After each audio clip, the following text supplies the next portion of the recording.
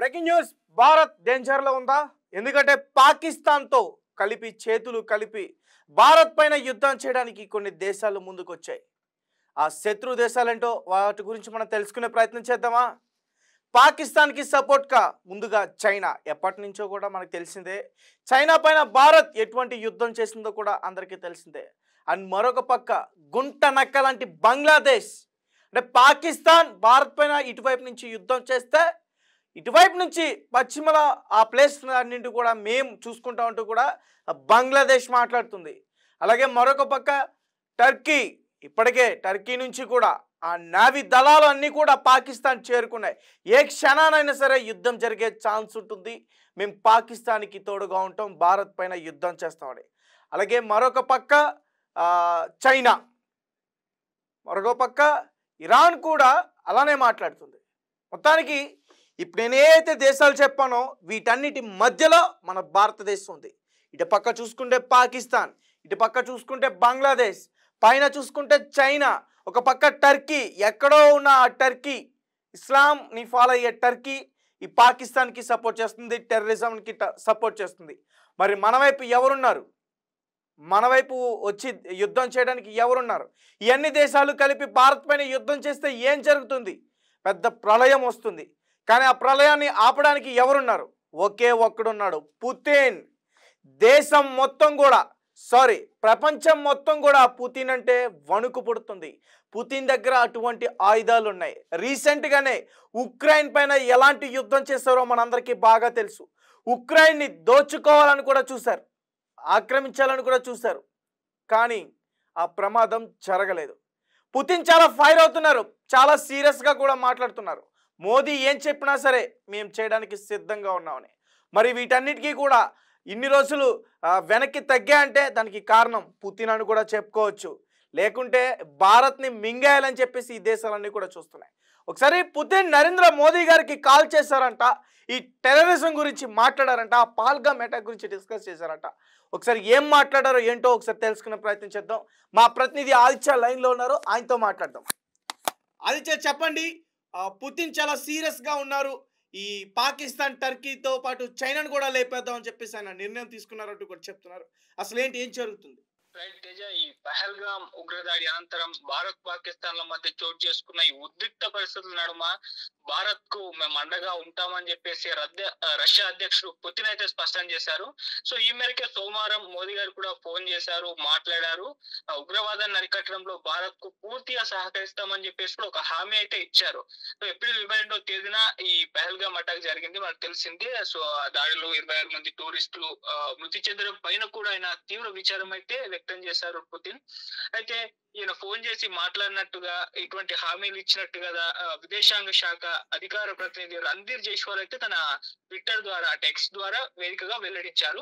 ఉగ్రవాదంపై భారత్ చేస్తున్న పోరుకు రష్యా అండగా ఉంటుందని చెప్పేసి పుతిన్ హామీ ఇచ్చాడని చెప్పేసి కూడా ఈయన పేర్కొంటున్నారు. అలాగే దారుణమైన దాడికి పాల్పడిన వారిని, వారి మద్దతుదారులను కూడా చట్టం ముందుకు తీసుకురావాలని చెప్పేసి కూడా పుతిన్ నొక్కి చెప్పినట్లుగా కూడా ఈయనైతే స్పష్టం చేశారు. మరి చైనా, రష్యా ఇప్పుడు కంప్లీట్ గా భారత్ కు మద్దతు తెలపడం చూస్తున్నాం. సో ఈ మద్దతు ఆల్రెడీ మనకు ప్రపంచవ్యాప్తంగా చాలా దేశాలు మద్దతు తెలిపాయి, ఎక్సెప్ట్ కొన్ని దేశాలు, చైనా, బంగ్లాదేశ్ ఇలాంటి కొన్ని దేశాలు చేయలేదు. అయితే ఇప్పుడు పెద్ద పెద్ద దేశాలన్నీ కూడా భారత్ కు మద్దతు తెలపడం మాత్రం భారత్ మరింత పుంజుకుంటుందని చెప్పుకోవాలి, అంటే బలోపేతం అవ్వడం చూస్తున్నాం.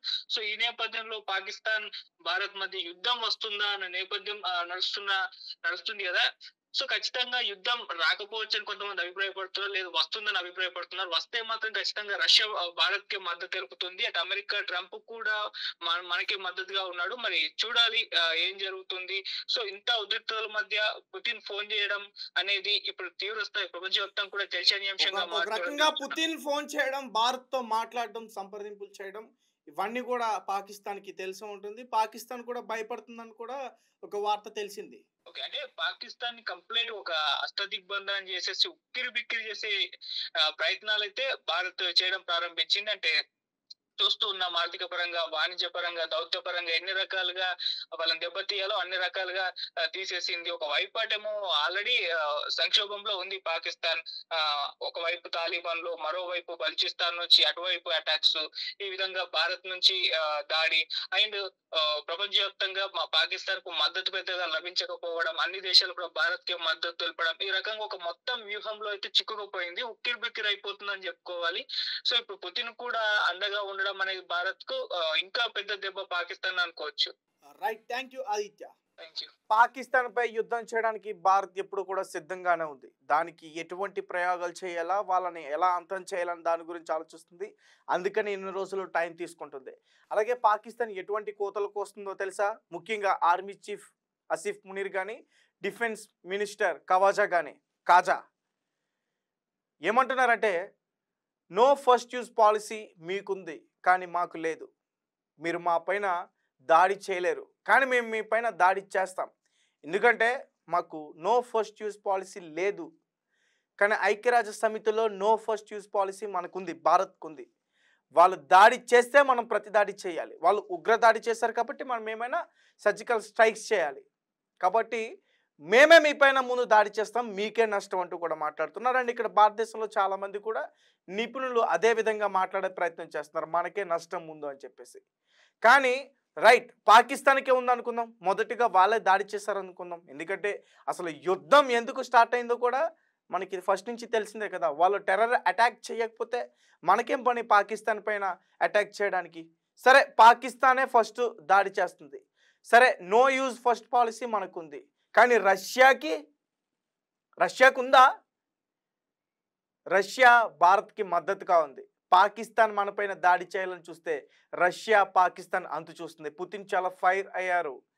టెర్రరిజాన్ని మొత్తం అంతం చేయాలని చూస్తున్నారు. పాకిస్తాన్కి సపోర్ట్ చేస్తున్న దేశాలన్నీ కూడా రష్యాకి శత్రువులుగానే వీళ్ళు భావిస్తారు. సో భారత్ మరింత ముందుగా వెళ్ళే అవకాశం ఉంటుంది. యుద్ధం వస్తే భారత్ గెలవడం సిద్ధం. ఈ పాకిస్తాన్ టెర్రరిస్టుల్ని లేపేయడం పక్కా. అలాగే ఎవరైతే ఇక్కడ ఉండి పాకిస్తాన్ పెంపుడు కుక్కలుగా పనిచేస్తున్నారో వాళ్ళ పని కూడా త్వరలోనే అంతం చేయబోతున్నాం. వాళ్ళ లిస్టు కూడా బయటకు వస్తుంది. మొత్తం వాళ్ళని రోడ్డు మీద ఎలా చంపుతామంటే, ఇంకొకసారి పాకిస్తాన్ వైపు ఉండి గూఢచార్యాన్ని చేయాలనుకుంటే వాళ్ళకి భయం పుట్టాలి. ఆ విధంగా వాళ్ళని చంపే ప్రయత్నం కూడా జరుగుతుంది. సో మోదీ సర్కార్ చాలా కఠినమైన నిర్ణయాలు తీసుకుంది. ఆ నిర్ణయాల గురించి త్వరలోనే మనం చర్చిద్దాం. అసలు ఏం జరుగుతుందా, అక్కడ ఎటువంటి నిర్ణయాలు తీసుకుంటున్నారా, దాడి ఎలా చేస్తున్నారో ఏంటి, ఎవరికి ఏమీ అర్థం కావట్లేదు. ఎందుకు అంటే ప్రతిదీ కూడా గోప్యంగా ఉంచే ప్రయత్నం చేస్తున్నారు. ఎందుకంటే తీసుకునే నిర్ణయాలు అటువంటివి, మనం ఏం చేస్తున్నామా అనేది వాళ్ళకి తెలియొద్దు. అందుకనే ఏది కూడా బయటకు రావట్లేదు. బట్ వాళ్ళకి చేసిన దానికి మూల్యం అయితే ఖచ్చితంగా చెల్లిస్తాం. ఖచ్చితంగా భారత్